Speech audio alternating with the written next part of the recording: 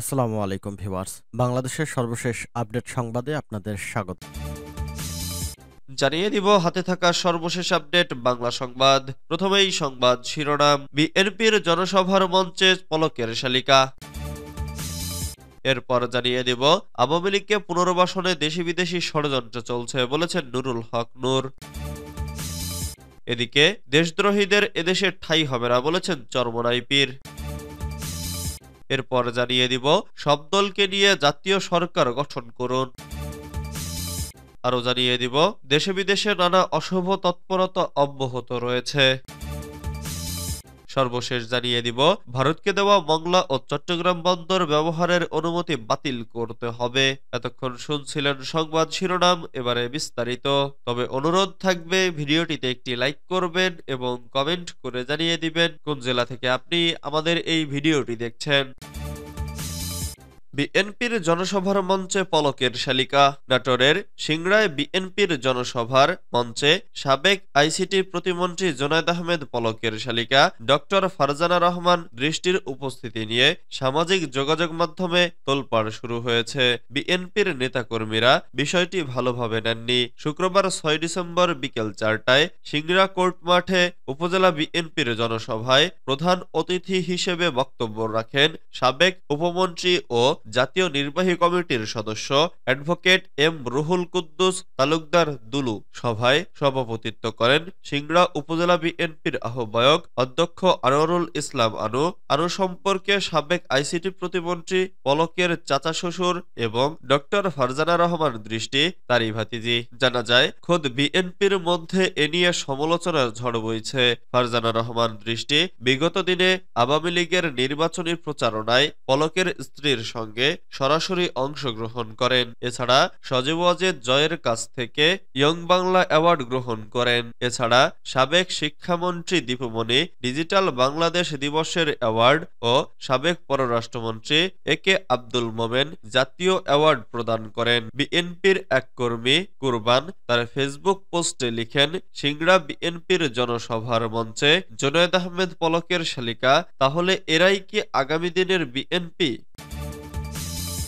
আওয়ামী লীগকে পুনর্বাসনে দেশি বিদেশি ষড়যন্ত্র চলছে বলেছেন নুরুল হক নূর। পতিত ফ্যাসিবাদী আওয়ামী লীগকে পুনর্বাসনের জন্য দেশি বিদেশি ষড়যন্ত্র চলছে বলে মন্তব্য করেছেন গণ অধিকার পরিষদের সভাপতি ও ডাকসুর সাবেক ভিপি নুরুল হক নূর। তিনি হুঁশিয়ারি দিয়ে বলেন, আওয়ামী লীগ গত ১৫ বছরে দেশে যে ফ্যাসিবাদ কায়েম করেছিল তার পুনরাবৃত্তি হতে দেয়া যাবে না। শুক্রবার ৬ ডিসেম্বর রাজধানীর মিরপুর ও ১০ নম্বরে সিটি কর্পোরেশন অফিসের পাশে গণ অধিকার পরিষদ ঢাকা মহানগর উত্তর মিরপুর জোনের এক আলোচনা সভা ও দোয়া মাহফিলে তিনি এসব কথা বলেন। নুরুল হক নূর বলেন, ছাত্র জনতার আন্দোলনে আমরা নতুন দেশ পেয়েছি, যেখানে কেউ কেউ ফ্যাসিবাদের সঙ্গে আতাত করেছে, তাদের ফিরিয়ে আনার কথা বলছে।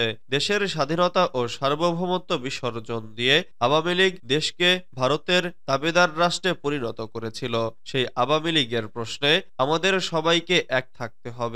আওয়ামী লীগকে নিষিদ্ধের প্রশ্নে কোনো আপোষ চলবে না। গণ অভ্যুত্থানের পর সবাই নিজ নিজ কাজে ফিরে গেছে, কিন্তু আপনাদের মনে রাখতে হবে পরাজিত শক্তি যে কোনো সময় ফিরে আসতে পারে, তাই সবাইকে সজাগ থাকতে হবে।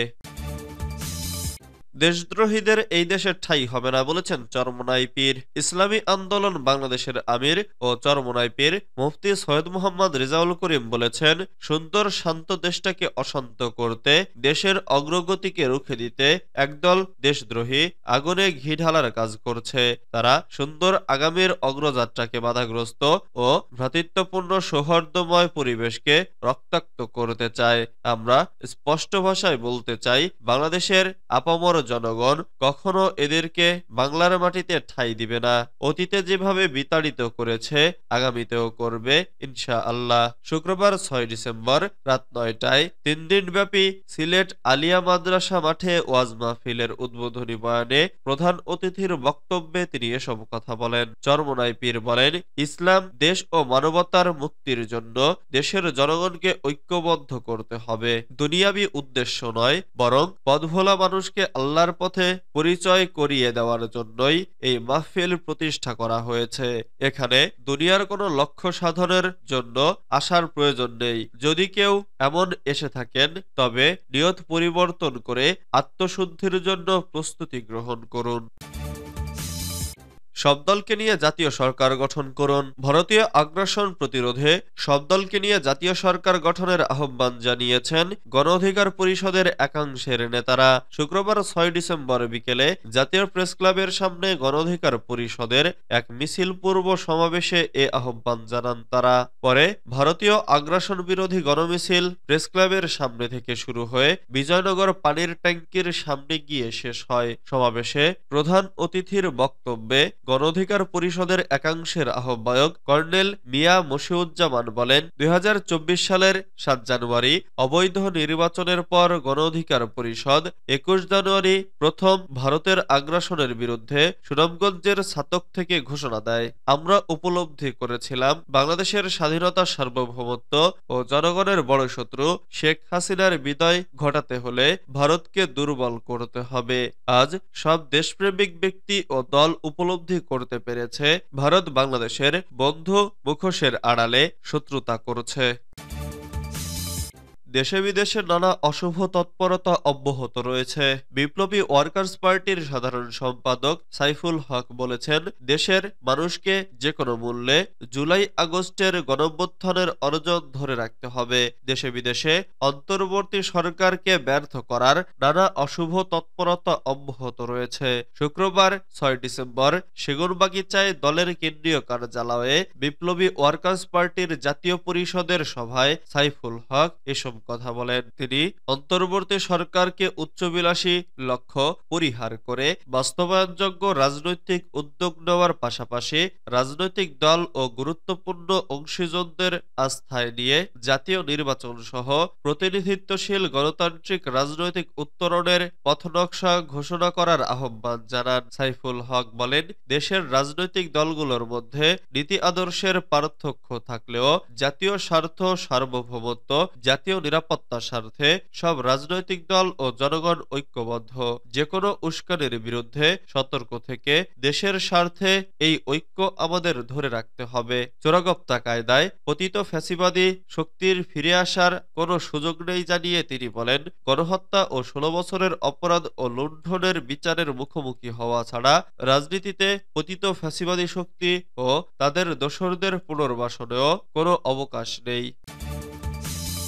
ভারতকে দেওয়া মংলা ও চট্টগ্রাম বন্দর ব্যবহারের অনুমতি বাতিল করতে হবে। গণ অধিকার পরিষদের উচ্চতর পরিষদ সদস্য ও গণমাধ্যম সমন্বয়ক আবু হানিফ বলেছেন, আওয়ামী লীগ গত ১৫ বছর ভারতকে যে সুবিধা দিয়ে আসছে তা আর কোনো দেশ দেয় না। ২০২৩ সালে আওয়ামী লীগ সরকার ভারতকে মংলা ও চট্টগ্রাম বন্দর ব্যবহার করার অনুমতি দেয়। বর্তমান সরকারকে বন্দর ব্যবহার চুক্তি বাতিল করতে হবে।